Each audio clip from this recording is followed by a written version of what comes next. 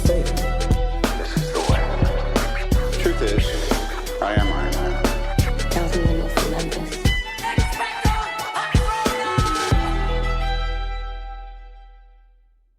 Hello, critics, non-critics, and friends. Welcome to the Film Optix podcast, brought to you by the Drive-In Podcast Network, where we discuss film, TV, and all things Hollywood-related. I'm your host, Christian, and I'm joined by a few special guests for a kind of like a special movie series review going through the entire Harry Potter series. As we all know, the 20th anniversary of the first movie will be hitting November 15th. And I'm joined by some special friends of the show. We have JD Duran from In Session Film. How are you doing today, man? Hey, thanks for having me. So glad to be here and got my wand ready. Let's do this. There you go, man. And we also have Amy Smith from In Session Film and from Film for Thought. How are you doing today? I'm doing very well. Thank you for having me on. No problem at all. And of course, last but not least, we have Nicole Ackman from Next Best Picture. How are you today? I'm so excited to talk about this movie. Thank you so much for having me. Oh, no problem at all. You know, I was struggling because I actually talked to JD about this earlier, like a few weeks ago. And I was like, I kind of want to do this movie series, but I'm not sure if I can orchestrate this. And he's like, well, it's the 20th anniversary. So honestly, it's now or never. You have to do it. Yeah. Yeah. It would be like a huge disservice if I did. And I'm like, I can't portray Harry Potter like that. So Exactly. here I am going week to week, trying to get people to come on. So in this episode, as I mentioned before, we are celebrating 20 years of magic for the Harry Potter movie series review, starting, of course, with the Sorcerer's Stone or the Philosopher's Stone, if you are across the pond. So before we begin today's podcast, you can listen to our show on platforms around the internet. And if you're a new or seasoned listener to the show, we would love to hear from you guys. Follow us on Instagram and Twitter at Film Optix. That is Optix with an X. So before we get into, the meat and potatoes here, I got to know really quick, what was everyone's first introduction of Harry Potter? This is a celebration today. So we're going to have some fun and whatnot. So I guess we'll go around the room here. We'll start with Nicole. We'll go to Amy next and then JD. And just want to know, what was your first introduction to Harry Potter? Was it the books? Was it the movies? So, yeah, we'll start with Nicole. Yeah, it's funny because I think a lot of people always assume, because I am such a big Harry Potter fan, that I read the books growing up, and I actually didn't. I distinctly remember in first grade trying to read the first one because everyone was so into it and being like, I don't like it. I went through a period of time in first and second grade where I wouldn't read any book with a boy main character. And so Harry Potter kind of fell victim to that. And I think I'd maybe seen one or two of the movies. And then when I was a junior in high school, I finally decided okay, this is enough. I feel like I'm missing out on the cultural conversation. I feel like I'm missing references everywhere. I just need to do it. And then I read all of the books in a 3-month time span. And then I went through and I watched all the movies. And that's particularly funny because I distinctly remember I watched Goblet of Fire for the first time while I had the swine flu and I was home alone with it. And let me tell you, that movie's not that scary normally. But when you have a really high fever, that's a really scary movie. And then it's been really fun because my sister's 8 years younger than I am. So she did get into Harry Potter at a really young age. So I've sort of kind of gotten to also experience it through her. And then during quarantine, I got TikTok and I ended up firmly on Harry Potter TikTok. And I got more into it than I think I've ever been, now that I'm in my mid-20s. So it's been a bit of a weird journey for me, but it's definitely something that I, really have a lot of affection for, despite my very strong feelings about its author. Oh, okay. Yeah, I definitely agree with you there. Amy, what about you? Yeah, I always feel like I was going to be attached to this character in a series of books. The first movie came out when I was 3 years old, and my mom was obsessed. I always say you really go in the household that has Star Wars, Lord of the Rings, or Harry Potter, and I definitely grew up in a Harry Potter household. So I was kind of just raised on the movies, and then once I could sort of get into reading, I started catching up on all the books. My mom went to the midnight launch of the last book. We went to the midnight premiere of the last movie. It's always been something that's been in our lives, so much so that 7 or 8 years ago, I went on a school trip to the London studio tour. Haven't been able to go since, but I would love to visit it again. But yeah, it's just always been there in my life, and it's something, like, even if I don't care as much about the new stuff anymore, I always have a main series in the form of the books and films to kind of look back on. Okay, yeah, that's a beautiful tale.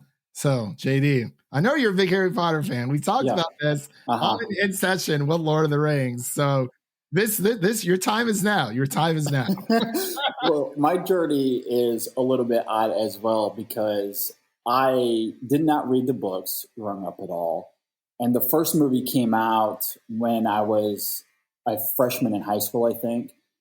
And I think at that time I was like, my interests were geared in other ways. And so I did not watch this film when it came out in theaters. I didn't watch any of them. My interest just wasn't there at the time.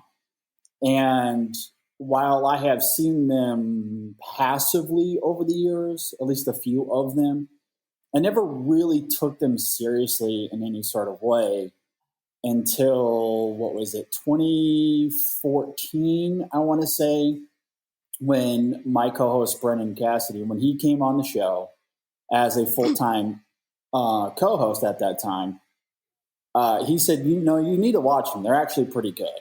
And I just didn't really care at that time. But I was like, okay, I'll give these a shot. And on the first go around, I pretty much fell in love right away. Mm-hmm. Even though it was all these years after the fact and whatnot. And pretty much since then, not every year, but I'd say most years since 2014, around this time, I pretty much watch all of them. I go through them all in order. It's like a yearly thing for me now. So yeah, I've fully fallen in love with them. It took me, a few years. It took me, a decade to finally catch up to everybody else. But yeah, I'm a full on Potterhead now. Okay, I feel it. Much like Nicole, when I was in first grade, my first grade teacher actually started reading Sorcerer's Stone to us. She would read us, I think it was a chapter a week, if I'm not mistaken. So, being in first grade, it's like, obviously, having like your teacher, like your parents read to you, like she actually did a pretty decent effort, had different voices for all the characters and whatnot. And I kind of just fell in love with it. I didn't really understand it at first, but I was like, wow, this this is really, really cool. But it was kind of just, this book that was just out there. And then the movie came out in 2000. I was like, oh my gosh, all the books started coming out. I started collecting them. Me and my mom would read them together. But it was more just so, I think the movies is really what solidified like my fandom, because when I was younger, I hated reading with a passion. Absolutely hate. I don't know why, but now I love. I'm sorry. She was like, "Oh my god." I'm sorry. She was like, oh. A little bit. It's like Voldemort. Yeah, oh my god. Ask me what my Hogwarts house is now. But yeah, when I was younger, I just didn't like being told to read certain things. But for some reason, like after I would collect the books, but I didn't like actively read them. Like my parents would like help me like go through them. But it kind of like they were just always there. Like I was in first grade, and it's just always been a part of my life. And my mom took me to every single movie premiere. I went to, I think it was definitely Hollows that I went to go pick up that book for the midnight, but I don't think I did it for any of the others. I tried to do a book report on Order of the Phoenix and failed miserably. My teacher was like, this is way too long of a book and you're not going to finish it in time. And I was like, I can do it. It's like, I've seen the movie. I could do it. Like, but it had been some years since I read it, but it was it is what it is. Didn't do too well in that book report, but I was like the only kid like in my class actually likes Harry Potter. It was kind of weird, but like later on, you find, others who love the series as well. So that was pretty much my introduction to it. Like I said, it's just always been a part of my life. And it's just weird to think that it's been 20 years since the first film came out. So it's It's some crazy, crazy stuff. But moving on here, I got to know, because I'm going to ask everyone who comes on, what is your Hogwarts house? We'll start with JD, then we'll go to Amy, and then Nicole. It's interesting, because I just got done saying that, I love this series and I do watch it a lot. I've never thought about this. So I'm not really all that sure. I've never actually grappled with this. So I don't know. I guess I'll give the boring answer and say Gryffindor, because I don't really know.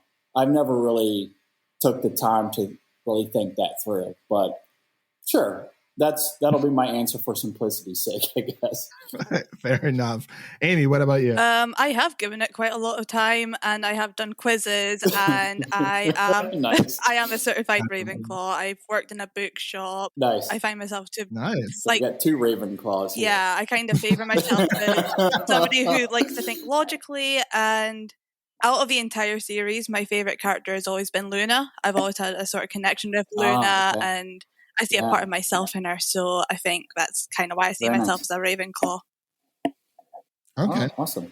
Nicole? Yeah. If it wasn't clear from how I reacted to you saying that you don't like reading, and I mean, I'm literally wearing my Ravenclaw sweatshirt right now. I actually just realized that her hair was in the way. I was like, yep, I am wearing the Ravenclaw sweatshirt. No, it's actually kind of funny because I had a friend tell me that they were like, honestly, if I didn't know that you hadn't read Harry Potter as a kid, I would have thought that you just based your entire personality around being a Ravenclaw. And I was like, no, it's actually naturally that. But I also this is a funny thing I found. My favorite Harry Potter character is Remus Lupin. And like all other Remus Lupin girls I've ever met, I'm a Ravenclaw. Yeah. Nice. Very nice. There you go. So for me, I was actually it was a bit of a shock because I've taken the quiz time and time again. So call me Draco Malfoy because I'm a Slytherin. Yes. Most of my good friends are Slytherins, so. And everyone's like, oh, they produce all the bad wizards. I'm like, okay, let's not forget that a Slytherin helped save the wizarding world. I'm just saying. So, yeah. I mean, Peter Pettigrew is a Gryffindor, so yeah, exactly. Yeah. No one can be trusted. My favorite character is actually Ron Weasley. I just always love Ron. I don't know what it is. Like reading, his character through the books is always cracks me up. I usually try, when it comes to major franchises like this, very rarely am I attracted immediately to the protagonist, the main protagonist. It's usually someone else. Luna Lovegood is one of my favorites as well, but Ron has just always been my favorite for some reason. Absolutely love him. The films and the books. JD, who is your favorite Harry Potter character? Well, this, I guess, somewhat preludes what we're about to get into with the movie, because I feel like typically, or maybe half the time, I'm certainly with you, Christian, in that I find these supporting characters that I really tend, I attach myself to, that I love. In the case of Harry Potter, and maybe this is also me catching up with these movies all these years later, after becoming a parent myself. And so emotionally, I find myself in this space of really feeling close to Harry and his journey. Because what I love so much about these movies, the magic and the wizarding world, all of that is fun. But what makes this franchise special to me is its emotional core, which I think is incredible. It is so, so good. The attention to detail these movies have emotionally, and how that is fully realized in Harry throughout the series is great. And Daniel Radcliffe, I think, taps into it impeccably. So as much as I mean, there are so many supporting characters throughout all of these films that are great for sure, but there's something about that dynamic of him coping with the death of his parents, yearning for that kind of love and never being able to have it. And then, by the end of it, accepting the reality of it all and finding that love in this journey with his friends. That to me is incredible. So yeah, I mean, there's, again, not every franchise has this, but the emotional core with Harry specifically is what I am drawn to, and I find it special. It is really, really great. So in this case, for me, it is Harry. All right, that was the answer we were looking for. So, 10 points to Gryffindor. But yeah, like you said, just kind of wanted to get the juices flowing here. So we're about to get into our Harry Potter and the Sorcerer's Stone breakdown of the film. We're going to analyze it, we're going to talk about it, and just overall have a good time. So we'll be right back with our Harry Potter and the Sorcerer's Stone review right after this short break. Holy cricket! You're Harry Potter! I'm Hermione Granger. And you are? Ron Weasley. Pleasure. You two better change into your robes. I expect we'll be arriving soon. You've got dirt on your nose, by the way. Did you know? Just there. All right, and we are back with our Harry Potter and the Sorcerer's Stone 20th anniversary review. This film is directed by Chris Columbus and writers, of course, J.K. Rowling, and screenplay by Steve Kloves, and stars Daniel Radcliffe, Rupert Grint, Richard Harris, and of course, Emma Watson. And I'm sure we all know the synopsis by now, but for those who do not know, who have not gotten into Harry Potter, the entire series is now streaming on HBO Max. And the first synopsis of Sorcerer's Stone reads, an orphan boy enrolls in a school of wizardry where he learns the truth about himself, his family, and the terrible evil that haunts the magical world. So, man, oh man. I actually just rewatched this yesterday. Like JD, I'd rewatch these films on a yearly basis, much like Lord of the Rings. And even honestly, I'd rewatch Game of Thrones like probably twice a year because I love that shit. Regardless of what people say about season 8. It was not bad. It was just rushed. That's all I'm going to say.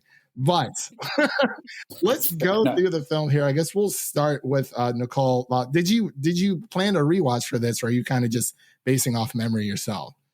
So I did rewatch this yesterday, although I also got to see it in the theater for the first time last month. Nice. Alamo Drafthouse was showing it. And so I went with my sister because she also, like I said, is younger. So she'd never had a chance to see any of these in the theater, whereas I at least got to see Deathly Hallows Part 2 when it came out. But I will say getting to see it like in the theater at the Alamo Drafthouse was so magical. Pun intended. But then I also rewatched it yesterday. And this is one of those movies that I watch a lot. I watch Sorcerer's Stone a lot, typically in the month of December, because I do consider it to be kind of a Christmas movie. And I think for that reason, it feels really Christmassy to me. So honestly, I watched it yesterday. I was like, I'm freaking ready for Christmas now. Like, let's do it. Yeah, I will. What about you, Amy? Did you do a rewatch? Well, me and my boyfriend are actually doing a rewatch of the entire series sort of slowly. So I saw it a few weeks ago. But I did get to see it in cinema last year because obviously cinemas reopened here June, July-ish, and they had nothing coming out. So it was Back to the Future, Harry Potter, Lord of the Rings. It was amazing. I wish I could go back to that. But yeah, I echo what Nicole says there. This is a movie that it's my most watched film of all time. I truly do believe that because I watch it every year. But it's a perfect film to watch in July, celebrating Harry Potter's birthday, start of school. Perfect film for Halloween, perfect film for Christmas. It's just a film you can watch any time of year and it just feels right. It's like the ultimate comfort film for me. It's a multi-purpose film. Exactly. It really is. I mean, it's so like, every time I watch it, it just, I don't know. I remember like my mom taking me to it. Well, she was kind of hesitant after Prisoner of Azkaban. She's like, all right, this is getting like way too dark for me, but she would still take me. But the first film my mother loves so much because of just the world building and the introductory to everything. And, there's the film itself is so well paced. Like when I was rewatching it yesterday, I've seen it 1,000 times, but for some reason it just ended as quick as it started. I was like, oh my gosh, we're already underneath, Fluffy the guard dog and whatnot, and trying to get the Sorcerer's Stone and stop Professor Quirrell.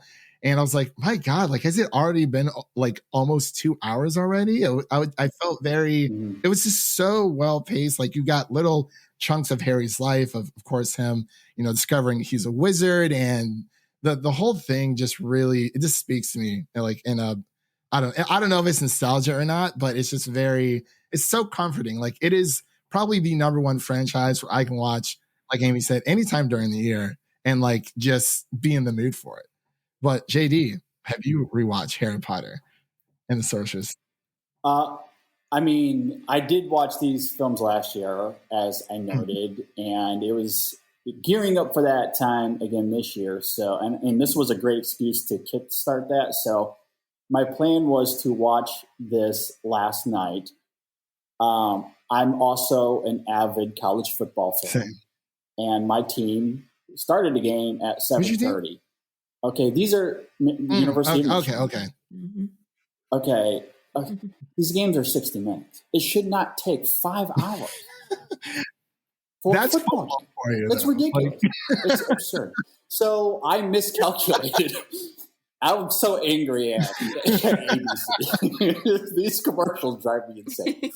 The game should have been over by 10:30. That would have given me ample time to watch this. But no, the game goes to like midnight. It was so ridiculous. So I watched half of it last night. And then I finished it this morning before we got on here. So it wasn't necessarily ideal, but I got it in, despite ESPN's best efforts to ruin it for me. No, but it is a long movie. I forget that this is actually like a solid 2.5-hour film because it doesn't feel like it when you're watching it. And then you're like, wait a second. Yeah. Exactly. I was like, I didn't want to check the runtime because I do that to myself all the time. I'm like, okay, how long is this movie? I did it with James Bond, No Time to Die. And I was like, oh, okay, 2 hours and 45 minutes. Let's go. I just kind of popped it on. You know, I watched the Ted Lasso season 2 finale, which was very, very good. And after that, I was like, you know, I like to watch Harry Potter just pretty much all day, every day. But I was like, yeah, let's just pop it on. I needed to watch it before, you know, we record. Just, I mean, I don't need a refresh, but it's like, I mean, come on, it's Harry Potter. Like, I would find any excuse to watch those movies. It's like, oh, if I have to, okay, enough twisting my arm, I'll put it on, like that kind of thing. And it's, I didn't realize. I'm like, oh yeah, like what was the runtime? I didn't want to check it because I was like, I'm just gonna enjoy it. Like, you know, it's very seldom where you get to just sit back and just enjoy a movie without trying to be analytical and just enjoy it for what it is. And I definitely had that experience again yesterday while watching the film. But I wanted to kind of open up the floor. You know, were there any points or, you know, anything you guys wanted to talk about the first movie of why you guys like it so much? I know Amy said that when I asked her to come on, she said it was her most watched Harry Potter film. So did you want to dig into a little deeper with that, or, you know, literally just want to open up the floor to you guys, whatever you guys want to talk about the movie. I'm all ears because I've been talking to her for a while. So, but I guess we'll start with Amy. Why is it your most? It's your favorite out of the 8/7? I wouldn't say favorite. It's just I always feel like I have to go back to the start whenever I watch a series. I don't like just jumping in the middle, so I always go back to the start. And when I get free for it, and I'm like, oh, just gonna start from the start again. I don't know. I think just the formatting is so clever how we get the start of the year to the end of the year. Like I said, it kind of shows every part. So we have Christmas and Halloween, and it just feels like a celebration. And even the darker moments, especially in these first 2 films in the series, don't go so dark. It's not until you get to Prisoner of Azkaban that you're like, okay, this is getting really mature. So I feel like it's just a perfect movie for anyone of any age. Okay. Yeah, I definitely feel you there. It is one of those movies where it's kind of, I mean, you could view it as like, you know, it does have like a lot of like Halloween vibes, obviously, like with witches and wizards and things like that. But there are a few like scary moments within this. I mean, I remember when I was younger being terrified of the troll in the dungeon, but like I still watched it because it's like, okay, you know, CGI was still being not perfected, but, you know, we weren't there yet. And, you know, even with Fluffy, like even going back, this film still looks really, really good. I bought the 4K collection because I'm a sucker. And I was like, yeah, it's fine. But when I rewatched it in 4K, like it looked fantastic. And I know it's, it's been etched into our minds where it's like, oh yeah, like that's Daniel Radcliffe. Obviously he is older, but to us, it's like, it's almost like this film was like made yesterday with like the practical effects. You don't get a lot of that nowadays, but even with the CGI, it's not the worst, because I've definitely seen worse, especially with older, I guess, animated CGI movies, especially like with Shrek. Like, as much as I love Shrek, it looks super, super outdated. But much like the Lord of the Rings, like there's this kind of like vintage polish that was on the Sorcerer's Stone that it's like, yeah, this is more so of like, it does have like the scary parts, but it overall, like it's a mystery. I mean, like Hogwarts is a great place, but it's also super scary. And it's like, hey, when Harry coming into the school the first time, meeting Draco Malfoy, and instead of meeting him in the, I believe he met him in Diagon Alley in the books. Yeah, in the dress shop. Mm-hmm, yeah. And then they have like the confrontation on the train. Yeah. And in the movie, we just get it in the castle. But I think it works. Yeah, I think it does, especially for those. I feel like we are moving away from the let's turn every single book into a movie type thing. Because back then it was huge, like early 2000s, every single book was a movie. But now we're seeing, that being straight away with like His Dark Materials that's on HBO, Game of Thrones, Lock and Key, like so many others. And I'm like, I think this format fits better. But I did hear rumblings of a Harry Potter revitalization that HBO is looking into. I think it's in the like early stages of like production, but they're talking about making it into a TV series. Isn't it meant to be animated? I do not know. I'm not entirely sure. I actually, that's my first time of hearing about it, but I'm interested in the idea of it, although it does feel a little too soon still to me. I'm also sitting over here like, no, you're not hearing right. We asked for a Marauders era TV series, like, not a retake. Like, well, the movies are fine. They hold up so well that it sort of seems like we don't really need a redo of the actual Harry Potter story. I mean, although I guess they heard us say that and they were like, Fantastic Beasts, and everyone was like, no.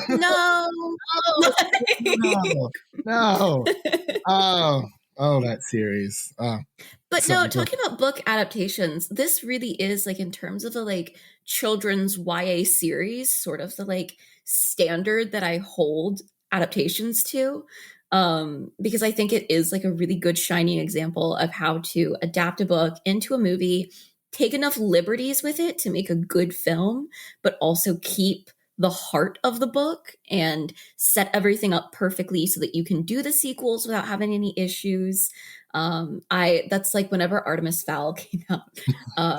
I remember my Letterboxd review was just, in terms of children's book to movie adaptations, Artemis Fowl is more Percy Jackson and the Lightning Thief than Harry Potter and the Sorcerer's Stone. Still haven't seen this movie. Oh, don't. Like as Kenneth Branagh's #1 fan, don't. But no, I think that this is like such a good example of what you can achieve with adapting a children's book to a movie, and setting it up properly to be the start of a franchise. Yeah, I think that's a really great point. And it's interesting. I assume this was the reversal for you guys, but I mean, I watched the movie first before reading the book, and I've only gotten through the first 2 books. I'm currently in the middle of doing all that right now. But I watched the movie first, and then going back and reading it, and obviously there was a lot more detail there, but it's interesting as I was going through the book, realizing the edits they made or the changes, and loving what they did from an editing standpoint or from a creative standpoint. I think what they took out of the book was necessary. I don't know if any of it would have added to the film version itself. And the stuff that they did keep, where there were little changes, I think either from a character standpoint or from a drama standpoint, I thought fit the movie very well. And because it's, they're obviously much younger in this version, I think having Chris Columbus at the helm was a very smart move as well, since he's very good at working with children and, creating this really fun environment. And then the aesthetics that you're talking about, Christian, I think is also important as well. Yes, some of the CGI is a bit outdated by today's standards, but I still think it mostly holds up. And you compare it to something like the prequel Star Wars films, and I think this movie looks so much better.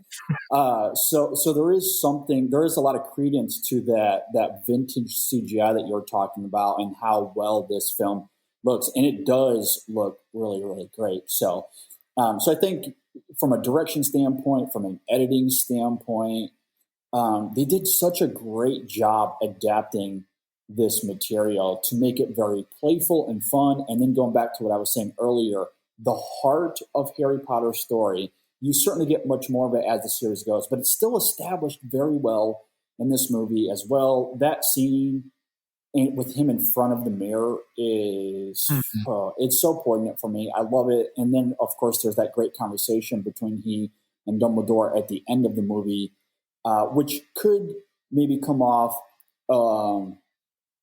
I don't know. I don't want to say tacky or maybe overcooked, but it certainly could have, but I don't think it does. I think it's handled very diligently and I think the heart there is very well earned and it's great. So I think they get that balance right. And it just makes for a very satisfying experience for me. I have to say there's two things from this book, though, that I'm so sad are not in this movie. The first one is the bit where it's snowed and they're like playing in the snow and Fred and George are throwing snowballs at the back of Quirrell's head. Yeah. Because that's one of those fun things that like, it's only once you reread the book that you clock that like they're hitting Voldemort with snowballs, which is such a Fred and George thing, So cool. which is so fun. But then the other thing is, whenever they're trying to get the Sorcerer's Stone, in the book, there's that like logic puzzle with potions, and they have to figure out like which one they can actually drink to move forward. And Harry is so useless in that moment. And Hermione's like, oh, well, clearly it's this. Yeah. And I think that like it is a little bit of a disservice to her character that they took it out, because we have this big moment with Ron where like he gets to sort of be the hero and the one that Harry needs. And then we don't get that moment with Hermione, because I also think that sets up that like Harry would not have lived through any one of these years that we see him at school without Hermione. She's constantly like saving his butt. So I do sort of miss that in this movie, but I think we kind of do make up for it in later movies because we see like how much he needs her. But it does make me sad every time, because I like this idea of like there's a task down there that each of them is uniquely suited to. Would you switch up the Devil's Snare task then if a potion's one? Yeah. Oh yeah. That's true. I've always it's so funny to see Harry's adaptation from the book to film, because in the book he's kind of a dick, like a little bit, like just because I mean when he first meets Ron, like they don't really like solidify their friendship with Hermione until later on, so it's like oh like it's just Ron and Harry, but Harry's like one of the meanest kids. I felt like, at least from the books, but then going into the film, it's, especially with Gryffindor and Slytherin, like obviously, especially with the first film, it really paints Gryffindor as like the house to be in, which is not true. People forget that Harry is like at heart, Harry's a jock. Yeah. He's like an athlete who doesn't really care about his schoolwork. Yeah, like I love Harry as a character. I think he's great. But also sometimes I'm like, so much of this series, particularly in books, it's just him being like a dumb teenage boy who's like, okay, but I just want to play Quidditch. Yeah. Exactly. It's so funny because like rereading the books, I was like, man, Harry's like one of those mean kids like in school, or like, yeah, kids are the worst. Yeah, it's true. And like, in the film, obviously with Malfoy, like he's doing his own thing, but he is I think he's more snooty in the books for sure, because we don't see him too much in the first film. And I've always wondered why they kind of went with, Gryffindor is like the house, and then, everyone bad and evil comes from Slytherin. But it's kind of like that for like the first two books. And then the third one, it kind of starts to veer off. It's like, well, you know, the whole Peter Pettigrew thing and stuff like that. And I thought all Gryffindors were good. And it's like, well, you're wrong. So, Well, I my argument to that would be, and again, I think this is just the difference in mediums, because for a film, or especially this kind of film, I think we are experiencing this through Harry's perspective, right? You know, we start with him, and there's everything at the house at the beginning of the movie, and as this goes, so much of it is through his lens. And so when he's at the Sorting Hat, what is he doing? I don't want to go Slytherin. Please put me in Gryffindor. That's what I want. So tonally speaking, and just simply from a perspective standpoint, I think it makes sense dramatically and emotionally that that's how we experience it as well, because they want us to, you know, empathize with Harry as much as possible. So, I think veering away from that could maybe do that a bit of a disservice. In this film specifically, I don't think that would have affected the larger narrative as the series went on. But I do understand from a directional standpoint and even from a script writing standpoint why they went in that direction. Because, of course, he's going to view Slytherin as, you know, the rival. And so that's how we experience it as well. And in the book, you don't necessarily have to do that, I think, because you get into so much more detail there, which is why I think in terms of the various mediums, the book I really liked as well for what that was. And then you get all these changes to the movie, and I think it works effectively in that regard as well. Yeah. Okay. Yeah, that's actually a very fair point.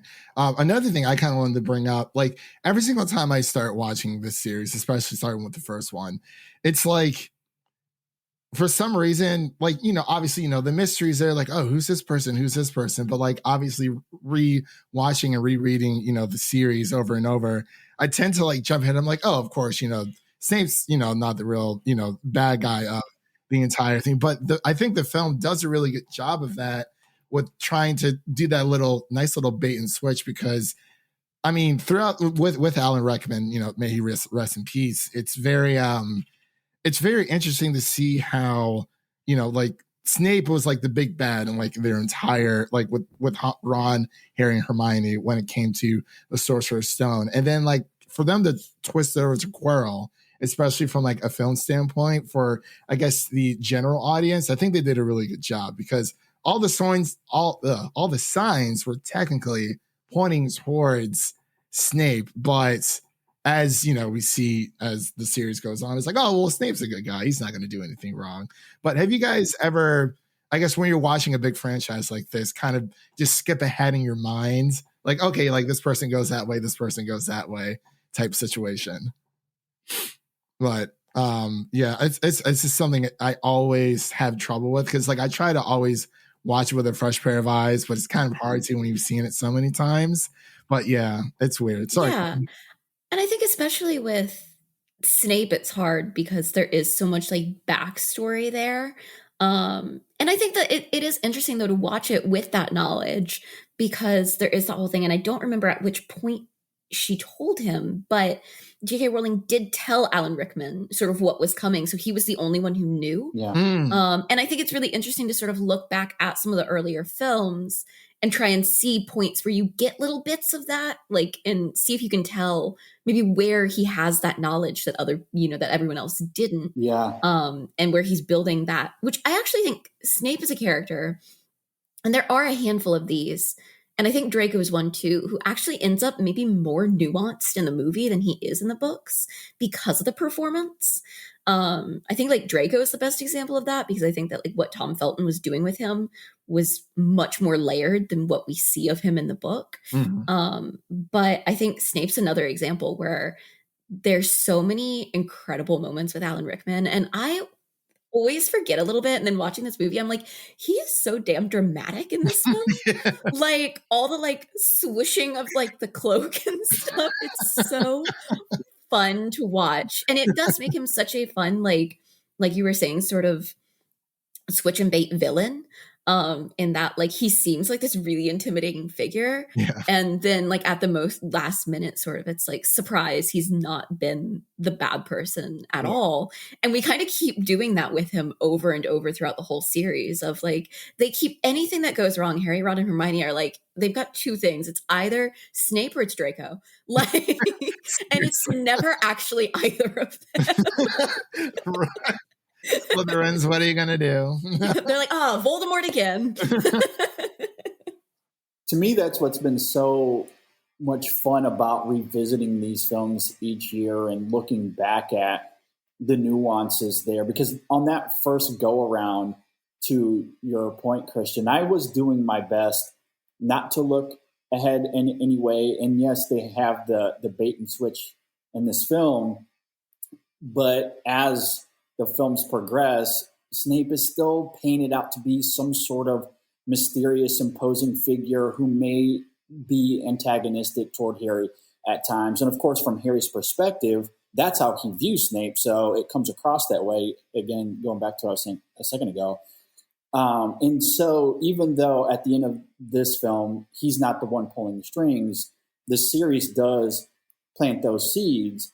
But since we know how all of this is going to play out at the very end, it's still very fascinating to see what Snape is doing in this film, especially with Rickman's performance and the emotional ties he has to Harry and, of course, his mother as well. So when you're looking at it through that prism, there's so much in Rickman's performance to what you said, Nicole, that he knew where this was going, and you do see it in these subtle little ticks and in the way he interacts with Harry that having that full perspective, it just makes the character all the more textured and fascinating to me, despite Harry and Hermione and how they come after him. Like there's that moment where she almost tries to burn him to death and all that sort of stuff, which is funny in hindsight. But all of that I think adds so much great nuance to the movie for me in hindsight. So on a first time watch, I think it's very good in what it's doing, but they do add some great subtlety to the character and in the performance that just makes it all the more rewarding in all these rewatches later. And adding on to that scene that you were mentioning of the burning, it's so interesting because first time you see it, the camera focuses right on Alan Rickman and Snape there as we think he's the one sort of cursing the broom. And then you get the reveal at the end, it's Quirrell, and you look back and you can see the details at the back where you can see Quirrell sort of whispering, you can see Quirrell falling back when the burn does happen. And it's so interesting watching back because it's not something you would initially pick up on a first watch. But the fact that they thought about it, I love that so much. Yeah, I agree. Yeah, that camera work was pretty nice there. Because I mean, going back, it's like, okay, you know who it is, but like I feel like Bran from Game of Thrones. I'm three-eyed Raven, just jumping into the future. It's like, oh my gosh, like all this great stuff happens. It's just the beginning type of situation. But it's almost as if Snape, from Harry's perspective in the books, not knowing anything, he's like that one grown-up that you just don't like. There's just something weird about them. Very, very off-putting. And how knowing more about Snape, later on, it's like, okay, that's why, Snape's always giving him a hard time or just and essentially protecting him. But I love it. I love how, when Harry first goes to Snape's potion class for the first time, and he's like, Harry Potter, our newest new celebrity and whatnot. And he's like, oh, fame isn't everything, because Harry he doesn't know anything about the wizarding world. And it's great how, J.K. Rowling, she created a character where it's like, oh, he's a wizard, but obviously he doesn't know yet. So it provides like we are Harry going into this new world. And I really love how, there's a smirk on Draco, on Malfoy's face during the potions class where he's like, yeah, like fame isn't everything, he's just the boy who lived, but it's like everybody knows his kid's name. And he's like, okay, how does everyone know who I am? And I don't even know all this stuff about myself yet. So it's, coming of age, self-discovery type situation. Oh yeah. But it's, man, oh man. I wanted to ask a question, but I'm blanking. But was there anything you guys wanted to talk about the movie that we haven't really touched on yet? Can I say something? So let's talk about John Williams for a moment. course. I don't know. This might come off as insane, and that's perfectly fair. But, because John Williams is known for all these iconic themes, right? Jurassic Park and Star Wars and Indiana Jones. Am I crazy to say and to think, and I firmly believe this, I think his theme for Harry Potter might be my favorite. In all honesty. And I love his score here. It is so playful and great. I sometimes cry just hearing it. Yeah. Especially too because I've been to the Wizarding World in Universal. Have you? Yeah, I love it. I'm going again in January. Nice. But there's something about I'll be there and they'll start playing one of the themes from the film, and I just start crying. I'm with you, Nicole. Wholeheartedly. It's oh look, I'm crying again. No, but I think that there's something about, obviously he's done great work for, like you said, so many different movies, but there's something about his work for this film that I think is so emotion invoking. And I also think so many of us just have nostalgia for it. And I think the way that certain themes are pulled through different movies is really interesting. But yeah, whenever I think about the use of a film score, I often think about how it's used at the end of Sorcerer's Stone and how effective that is. I love it. I don't think you're crazy for saying that at all. I would actually have to agree with JD. Yeah, I think it is. Obviously they're all very recognizable, but depending on the franchise, I really think Harry Potter's is just something special, and the scores kind of just evolve, especially in the third film. I love the score in Prisoner of Azkaban. Same. Oh my gosh. It is crazy, crazy good. But I have a lot of, I've been collecting the vinyl records for Harry Potter, and it's just listening, out of any film, between Harry Potter, and there's a few others, but Harry Potter is probably number one. I'll just go back and listen to Harry's Wondrous World, things of that nature. And it's so uplifting. And I think during the Christmas break scene when Ron and Harry are kind of, he gets the invincibility cloak, which is one of the Deathly Hallows and things like that. It's oh my gosh. But I really love how, he sends Hedwig away, and it's that little scene itself, it just perfectly encompasses, it's just such a magical world.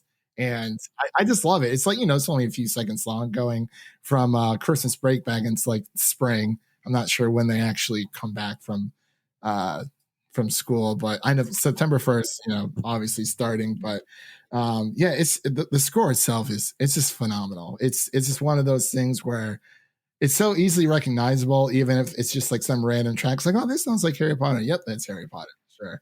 But yeah, you're not crazy for that, man. I actually do agree with you there for sure. I just love how immersive it is, and how complementary it is to the film's aesthetics. And I'm not trying to downgrade his other work. It's all great. Don't get me wrong. I just think what he does here is spellbinding and so complimentary. When they're just walking around Hogwarts, the cues that he has there just transports me to that place. And then, as you were talking about a second ago, Nicole, as well, when the film gets into its heart, it is very poignant, and it does invoke emotion in a great way. And that central cue, it's not only recognizable, but it does, I don't know, it just gets to the central core of this series for me. And yeah, if I'm just, whether I'm at Harry Potter World or just, in my car or walking around my house, if I hear it, it's okay, where's the movie? I'm just going to jump into it. I'm just ready. and I feel like I'm there. And in this film, you do have its emotional moments, but it's also very playful and fun. Going back to what you were saying earlier. And he just brings so much to that in this film with his music that makes it so memorable to me. And I just don't feel like it's talked about enough within his filmography, which is why I feel like I want to champion it even further, because I think it's at the very least as good as his other work. Like I said, it just might be my favorite. Yeah. There was a here in town, like we have like the Nashville Symphony. So it was like maybe a year before COVID hit, they were doing each Harry Potter. I think I missed the first two. I was kind of disappointed because I love me some Chamber of Secrets. But it was starting with Prisoner of Azkaban, and then I saw for Prisoner of Azkaban and Goblet of Fire. So it was where they played the score as the movie was playing on the big screen. It's like, it's, I've experienced Harry Potter like in so many different ways. Obviously, just watching the movies, reading the books, listening to the audiobooks because I have those as well. But watching it, like as the scores performed live, it was like a new different, like a whole totally different experience. And I was like, this is so freaking awesome. And I like could not buy anything there because they had so much stuff. And I was like, I have to refrain myself. I did get like they gave you like a nice little complimentary poster afterwards, but it was so magical. Like they had the whole place dressed up, like there was like 4 entrances. Yeah, 4 entrances going in into the place with Gryffindor, Slytherin, Hufflepuff, Ravenclaw, stuff like that. It was really awesome. I was like, they really just went for it. And then COVID hit, and I think I wasn't able to do Order of the Phoenix, and then that's when COVID hit. And I don't think they've started to back up yet, but it was something I've always wanted to do. And I was like, this is amazing. Like I took one of my friends one time because she's a huge Harry Potter fan as well. So it was a great experience. That's so cool. Yeah. That's awesome. It was some good stuff. I was like, just take me away, please. Definitely just take me away. Man, I'm literally actually still blanking on what I was going to ask earlier. I've got a topic we can talk about. Dumbledore and Richard Harris's performance, because obviously he passed away after the second film, and we got Michael Gambon from film 3, but to me, Richard Harris has always been my Dumbledore, so warm and somebody that I could see having that connection with Harry. And I just kind of wanted to get everyone else's opinion on the Dumbledore situation. I think in some ways obviously it's tragic, like that it happened and they ended up having to recast him. But in some ways I do think it's sort of fitting in that, like, the Dumbledore that we see in the first 2 books is very warm, and he and Harry have this like really nice connection, and he seems like a really trustworthy figure. And then sort of as we get further into the series, though, it becomes sort of clear that there's a lot of things that Dumbledore's been withholding. There's a lot of things that he knows, and that maybe he's not like this perfect warm figure that we thought he was and that Harry thought he was. And so in some ways I think it works out well that each of the actors ending up in the films that they ended up in. Like, I don't think it would have worked as well had they been flipped. And like Michael Gambon done the first 2 films, I don't think that would have felt right. But I do think that like in the later films, he feels right for that character. Which I will freely admit, I am one of those people who subscribes to the idea that Dumbledore is actually like a pretty shady character. Yeah, absolutely. Like, I have some thoughts on him raising child soldiers, but I think that like it works out so nicely that we have Richard Harris in these first 2 movies where Dumbledore is sort of that comforting presence. And the hospital scene with him and Harry is just like so fun and nice, that I'm so happy that he was the Dumbledore for this film. Yeah. Yeah, I think I'm a pretty big fan of both iterations, but I think you guys make some really great points regarding Richard Harris and his performance here, how warm he is, which tonally speaking is very appropriate since, this is their first year in Hogwarts, and you're talking about younger children. So for him to come across that way is what they needed at that time for sure. And I just love the subtlety in the performance as well. Like I said, some of the dialogue in that hospital scene at the end, on the page, it could maybe read a little saccharine, but it never comes off that way in the performance. And I think a lot of it has to do with that warmth that you're talking about, and also just how quiet the performance is.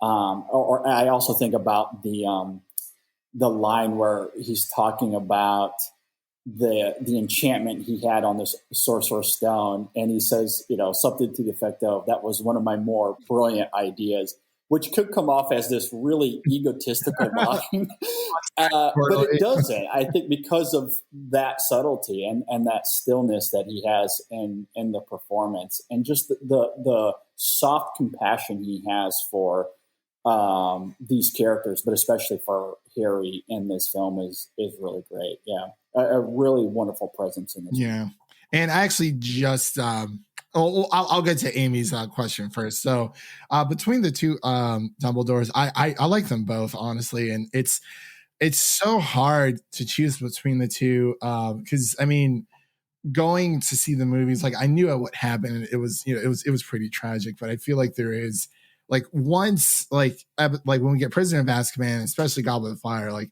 that is when crap hits the fan, especially in Goblet of Fire. And I know everyone makes the joke of, when Harry, did you put your name in the Goblet of Fire? Did you put your name in the Goblet of Fire? I was like, yo, take it easy. Like, no. The person that wants, Dumbledore asks calmly, and it's like, God, I love that. It's so funny. So funny. And I love that meme so much. Obviously. But there was like a really big tone, especially within the third one. It really just gets super dark, with everything with the Dementors and, that being, metaphor for like depression, everything J.K. Rowling was going through. And it's like, I couldn't choose between the two. I just really enjoy them both. But I do with the first Dumbledore, he was very reserved in a way, because when him being who he is, and like Nicole said, he is a pretty shady character, as we find later on. And I don't know how the films would have been with the OG. With I think that Richard Harris would actually have probably calmly said, "Did you put your name in the Goblet of Fire?" Super calmly.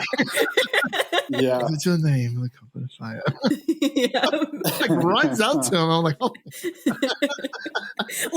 like Cloak, like waving in the background. Right.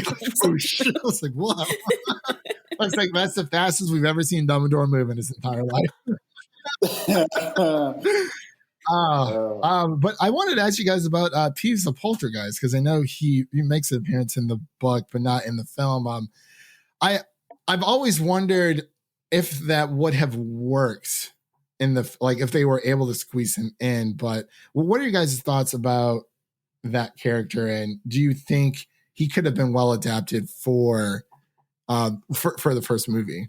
It's very much the sort of thing that I feel like would have made it in had it been a TV series. Mm-hmm. And I love all the stuff to do with the ghosts in the castle, and particularly Peeves, because I think that like one of the things that we don't get quite as much in the movies as we do in the books is that for all that people keep being like, oh, Hogwarts is like the safest place in the wizarding world. Yeah.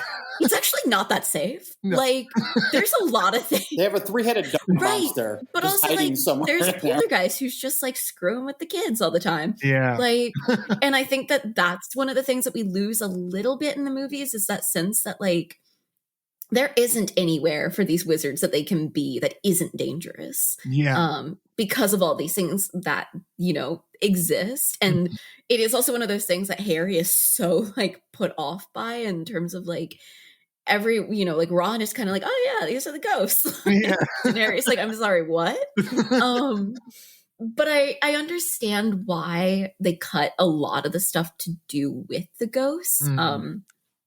Not just Peeves, but also like we get like a little bit of Nearly Headless Nick, but we don't. He's much more of a character in the books. And I get it that if you like look at these books and you're like, okay, what can I take out? That's an obvious thing to take. But at the same time, that is one of those things that I'm like, well, okay, if they were to do a TV series, yeah, I would get that back. Yeah. Yeah, it's like Tom Bombadil, and I think and it's in Lord of the Rings, the first book, where it kind of like the entire plot just stops, and like and then like I'm like, okay, I can understand why they took that out for Lord of the Rings, because it's like it's not really needed for the adventure. So I think I do agree with you there, Nicole.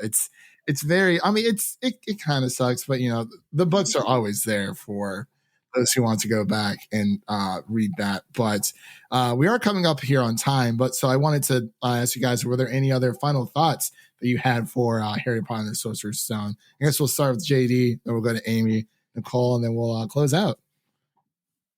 Well, I guess to just kind of jump off of what you guys are talking about there regarding what they cut out of the book, I do, as I said earlier, I really like the editing in terms of the translation from the book to the film. This is maybe just purely subjective, so I'm certainly willing to admit that, but I was not a big fan of the poltergeist element in the book. So then cutting that out entirely felt like, well, it was something I enjoyed subjectively, but as you're talking about, Nicole, it also felt like the right thing to cut out as well. I did like the ghostly elements, though, like Nearly Headless Nick.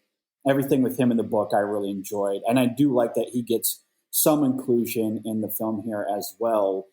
And to what you're talking about, I do think they strike this right balance in the sense that there is something to Hogwarts that is a little it can be this troubling place if you find yourself in the wrong rooms. I guess it's not necessarily the safe place, although the main common areas, the school itself, I mean, you want that to be a safe place. And I think for the most part, they do a good job of demonstrating that. But as we find out with Harry and Hermione and Ron, when they get into these situations, such as them finding this 3-headed dog monster, maybe not great. And then as they're trying to find the Sorcerer's Stone, there's like all these hidden rooms that nearly kill them. So, you have this building that is simultaneously the school that needs to be safe. But you head down the wrong path, and who knows, you might get your head chopped off. So it certainly strikes that balance, even without having the poltergeist character or these ghostly elements that I do like. So I think for the most part, they strike that balance right. And so I did like that element of the film. And overall, I just love its playfulness. As I mentioned earlier, I love the heart of this movie. The music to it all. I mean, there's not much I have against it other than perhaps at times some of the acting isn't quite there yet. But that's a nitpick more than anything else. I mean, this is a really solid start to a series that gets progressively better as it goes. It gets obviously more mature as it goes. But for where these characters are right now, I think tonally, dramatically, they find that middle ground impeccably. And I enjoyed the heck out of it. Okay. Yeah. Amy? To end off, I want to bring up the casting. So obviously it feels like every famous British actor and actress made it into this film, and I love it from a British standpoint, but they all fit in so well. Like Maggie Smith is perfect as McGonagall. I love her. But I also want to applaud them for actually casting 11, 12-year-olds as 11, 12-year-olds. It's so easy, especially in young adult and children's books, like Percy Jackson, to cast an 18, 19-year-old as this 12, 13-year-old, and you're like, you can't buy it. This feels, even if the acting is not there yet, which for 12, 13-year-olds it won't be, it feels authentic, and it means that when they physically grew up in the role, they got to play for the entire 7 to 8 year run, and it didn't feel weird to see them 10 years later and feel like, oh, they're like 30 years old now. It's like, no, they still feel like they fit the role perfectly. Yeah, I do agree with you there, Amy. And that was actually something I meant to bring up earlier, but I'm glad you did. It's funny to see. I've seen a lot of like behind the scenes, and like Emma Watson used to like, I think she would like mouth everyone else's lines. You can catch her in this. Yes. There's a few moments where you can catch her mouthing someone else's line. Yep.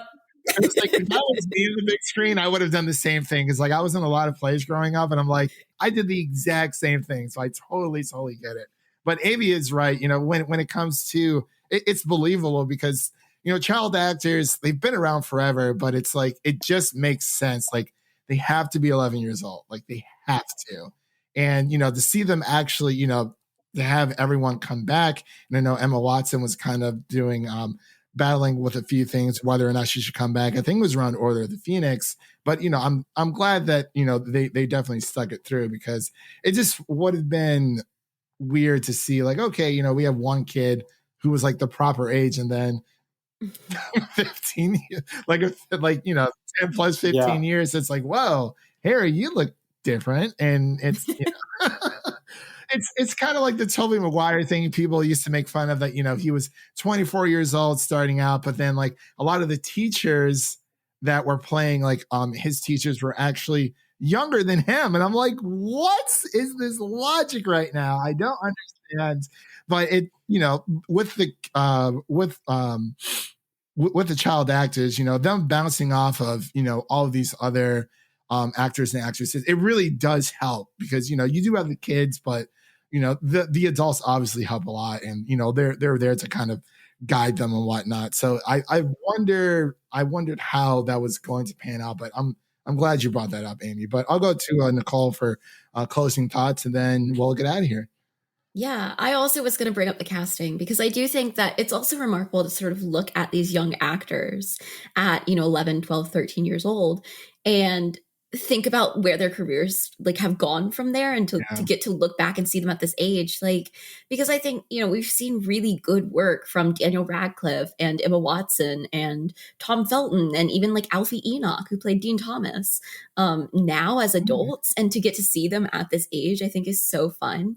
But I will say my one big like issue with the casting of these movies overall is that in this first film, they cast Alan Rickman, who is the perfect Snape. So like I can't hold it that much against them, but he's far too old for the role. And then whenever they cast like Harry's mom and dad in the flashback, they're also significantly older than they should be. Yeah. And I think it does lose a little bit of the tragedy of the fact that like Lily and James Potter would have been around 21 when they died. Mm-hmm. And I think that like because of that, obviously, then they end up casting Sirius and Remus older as well. And so you sort of lose this fact of like, I think there is something in the books that's really moving about the fact that Harry and Hermione and Ron are so young going through this war.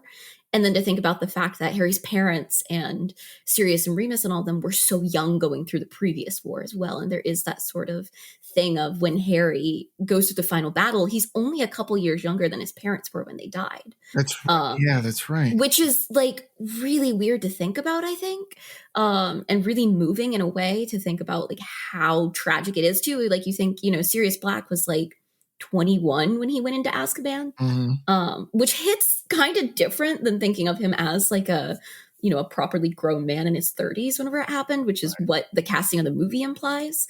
So that is like my biggest pet peeve with these films as a whole. And it's because of what they did in this movie that I feel like then they had to like match it with the rest of the cast throughout. Yeah. So like I can't hold it that much against them, especially because I think a lot of it comes from the decision to cast Alan Rickman, and I can never complain with casting, anyone having cast Alan Rickman in anything, because he is one of my favorite actors. But it does bother me because I do think you lose a little bit of that tragedy of what happened to the Potters. And just like that, the magic was gone. No, I was kidding. Great. I'm just thinking, like, I want it to be sadder. I need to feel more sad. Yeah. I'm not feeling it just yet. Yeah. But no, that is a good point, because it's kind of like, you're an adult, like you have kids, you're in your 30s automatically. It's like everyone was just shoved into that age group.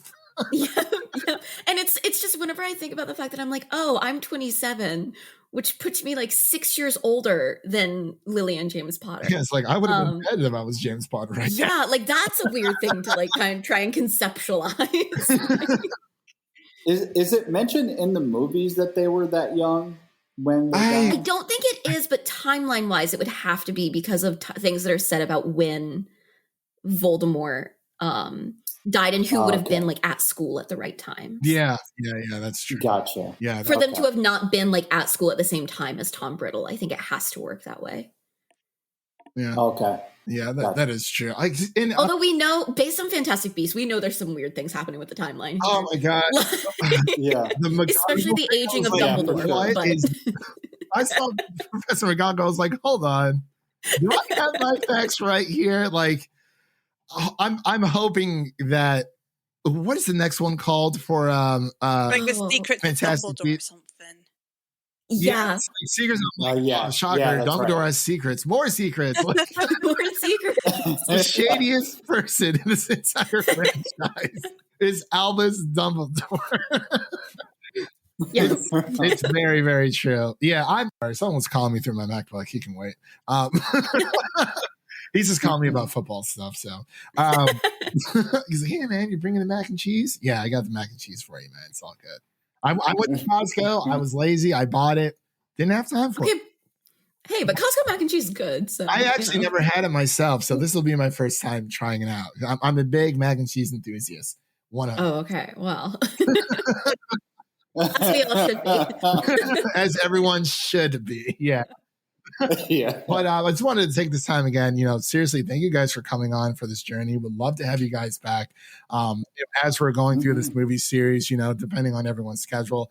But I wanted to go through the show here really quick to give everyone a chance to let everyone know where they can find you on the internet and what's coming up recently with your work. So I guess we'll start with Nicole, then we'll hit Amy, and then JD. Okay. So the best place to find me on the internet is on Twitter. I am at Nicole Ackman 16.